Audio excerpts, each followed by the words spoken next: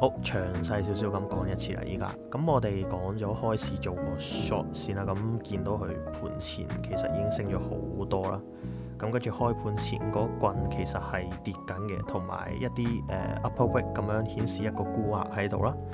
咁你去到1分鐘嘅時候，其實好明顯見到有大棍落翻嚟，有沽壓喺度啦。咁佢直情係穿埋前面嘅一個 lower wick， 做一個叫 market structure shift 嘅嘢啦。咁 shift 完之後，我哋選擇喺佢 shift 咗之後直接開 short 嘅，博佢開始跌落去啦。咁我哋 TP 點樣出嚟嘅呢？咁 TP 出嚟嘅嗰個判斷啊，呢個 short TP 嗰個位就係用前面一個 order block 去做一個 TP 嘅。咁啊喺個 order block 附近嗰度 TP 咗啦，呢個 short 就係咁樣形成啦。咁因為佢整體個趨勢今日都係一個升勢啦。你見到佢上去跌翻落嚟少少，跟住繼續上爆上去咁樣，咁所以我哋都唔希望繼續做 short 啦。咁所以我哋就喺呢個位 TP 咗，冇搏去繼續跌落去啦。咁喺我哋 TP 完之後，我哋即刻做咗第二個 trade 嘅。咁我哋第二個 trade 就係做 long 啦。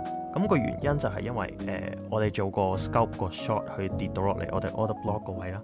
咁佢跌到落嚟，我哋 order block 個位，你會見到有個 resistance 喺度啦。然之後大棍1分鐘升翻上去啦。咁我就喺呢大棍1分鐘升翻上去嘅時候，直接做 long 啦。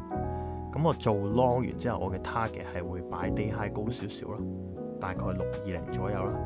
咁就 stop loss 本身係擺呢支針底嘅，咁但係因為呢度1分鐘出咗支大嘅 uptrend 穿埋前面個 bearish fair value gap， 咁所以我哋可以直接推個 break even 喺度啦。咁成個 logic 大概係咁樣。